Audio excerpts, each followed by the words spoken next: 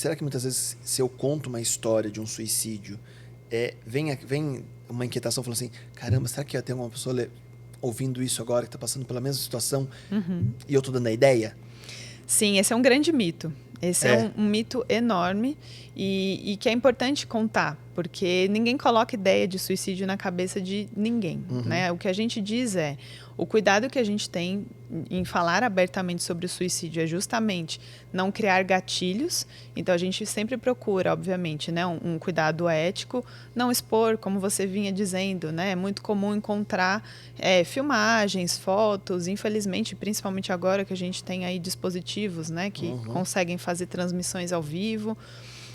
Então, a gente tem algumas regulações, até a própria Organização Mundial da Saúde tem uma diretriz ali, tem orientações para profissionais da mídia, por exemplo, temos orientações, né, para o público em geral, mas a gente toma justamente esse cuidado, né, para que a gente não leve a informação de uma forma que vire gatilho, que é mostrando o método, contando como se mata, né, colocando fotos gráficas, então, né, respeitando aquela pessoa que morreu quanto a própria família.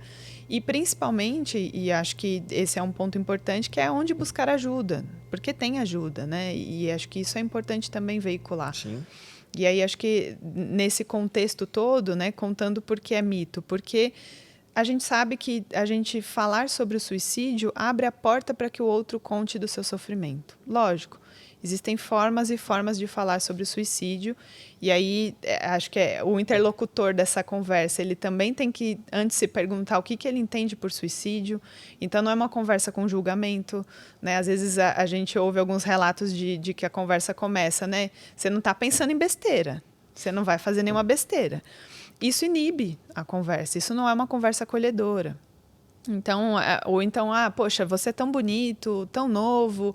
Então, são falas ali que tentam acolher, mas falham, né? Porque elas já estão ali implicitamente trazendo um julgamento. Qual seria a fala correta? E aí a gente normalmente indica que a gente possa dizer, olha, você vem pensando em suicídio? Você pode perguntar isso diretamente, isso não vai trazer. Se a pessoa estiver pensando em suicídio, ela vai sentir que pode te contar. Principalmente porque a palavra é tabu, então quando a gente nomeia e fala suicídio, acho que a pessoa também já entende que tem um espaço para falar sobre isso. Mas para uma pessoa leiga, um amigo chega, a gente está tomando uma cerveja e falou, Edu, tô precisando me matar. Qual a minha posição, por não ser da área, por não ter informação nenhuma, qual a minha posição num momento desse? É ótima pergunta. A primeira coisa é poder acolher.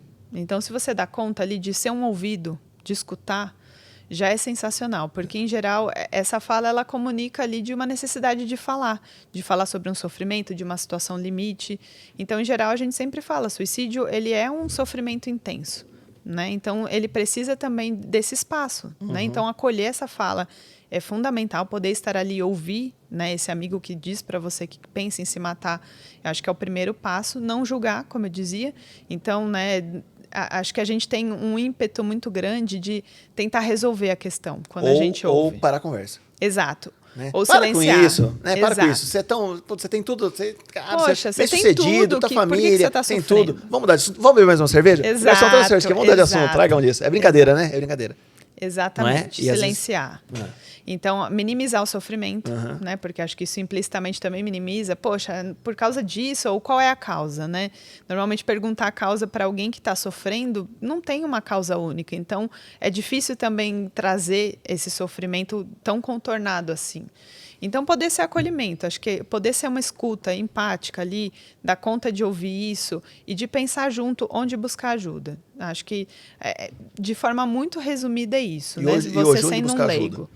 Hoje, onde buscar ajuda? A gente tem, pensando no serviço de saúde pública, a gente tem a UBS, que é a Unidade Básica de Saúde, e o CAPS, que é o Centro de Atenção Psicossocial, que pelo menos em São Paulo, e acho que nos grandes municípios aqui do Brasil, eles têm esses nomes, às vezes variam um pouco, que é a rede pública de saúde que trabalha, então, com a saúde mental. E aí é importante desmistificar também esse lugar, né? Porque às vezes, eu não vou no médico de louco, né? E na verdade é um médico que trabalha com a sua saúde mental, né? Não necessariamente de louco. E a gente também tem que se perguntar o que é ser louco, né? Enfim, acho que tem uma série de discussões aí por trás desses preconceitos que a gente carrega. Então, essas são as principais fontes. Isso pensando que é alguém que não está tentando suicídio ali naquele momento, é alguém que está só te comunicando. E aí, se a pessoa tem condição de pagar um serviço, que ela procure um psicólogo. A gente sempre começa por um psicólogo, também partindo do pressuposto que suicídio não é igual à doença mental. Então, a gente está falando de sofrimento. O psicólogo pode dar conta disso. Se for necessário uma avaliação de um psiquiatra para pensar que há ou não transtorno mental, aí a gente indica, mas normalmente o psicólogo dá conta de fazer esse encaminhamento. Uhum. Não tem uma rede que as pessoas ligam? Tem o CVV também, que é fundamental. O CVV é o... Eu conheci uma pessoa, eu não lembro o nome, eu não vou nem... Há uns 2 anos atrás, a pessoa falou, sabia que eu faço parte do CVV? E eu trabalho todas, não sei se é uma vez, meu plantão é todo... Que a gente ia fazer algum evento, falando, esse é o dia do meu plantão. Eu falei, plantão, não, eu fico 24 horas com o meu telefone. Uhum. Explica isso, porque eu acho que é interessante. Importantíssimo. O CVV é o Centro de Valorização da Vida.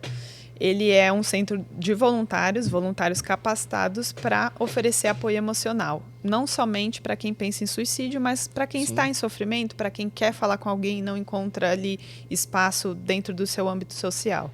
E ele é uma linha gratuita no telefone 188 e também faz atendimento via chat no site, se eu não estiver enganada, cvv.org.br. E aí a pessoa consegue, então, obter esse apoio, esse recurso emocional também. Não é um lugar que a gente indica para quem está em crise ali, em vias de, né, se matar, quem já está num extremo sofrimento, né? Porque aí a gente indica que essa pessoa possa procurar, então, um pronto-socorro, que ela busque uma outro tipo de ajuda. Mas aí chega ao ponto, Elis, da pessoa não ter um transtorno mental, está passando por um sofrimento mesmo, a família julgar, enfim, que está grave, ao ponto dessa pessoa estar muito perto de querer executar algo, de querer cometer o suicídio. Hoje os tratamentos pode chegar a tirar essa pessoa da sociedade para ir para uma internação, para ela não ter esse problema, para estar sob vigia. Não sei se vigia é a palavra certa. Sim. Porque não é medicação, né? Não é medicação. E acho importante só um ponto que você falou, cometer suicídio. Um cuidado que a gente tem, por exemplo, é de não usar cometer. Porque cometer, ele vem do direito, que ele remete a crime. Né? Que é um resquício que a gente tem histórico. Suicídio não é crime. Não é crime. No Brasil, pelo menos, não é crime. E é importante tirar esses estigmas, né? Que também vêm pelas nossas falas, por essas construções. Exato. Praticar, enfim, completar, a gente tenta... Ou morrer por suicídio, né? A gente consegue ir utilizando outras palavras que não tragam esse histórico, né? E aí, desculpa, perdi a linha da sua... Você pode tirar a pessoa da sociedade para uma internação vigiada? A gente não tem uma política manicomial, né? Então, a gente, obviamente, com isso, pensa que não é necessário internar e tirar da sociedade, né? Porque isso é muito mais comum do que a gente imagina, pessoas que pensam em tirar a própria vida. Inclusive, já tem muitos estudos que vão apontar que pelo menos uma vez na vida a gente vai pensar em suicídio, não necessariamente com intenção, né? E com a letalidade que a gente entende que pode chegar via de fato. Mas a gente entende que sim, a depender do risco, a gente já tem estudos que mostram que ali existe um pico de risco até 48 horas dessa, né, grave tentativa ou dessa grave ideação, como a gente chama, né, do pensamento do suicídio. E aí, se a gente consegue dar conta de oferecer esse suporte, né? Às vezes, uma internação na própria instituição, no pronto-socorro, a pessoa fica ali assistida e aí depois ela consegue ter ali um suporte psicológico, uma conversa. Em geral, costuma dar conta de passar esse momento mais crítico, né? De esperar baixar um pouco essa crise.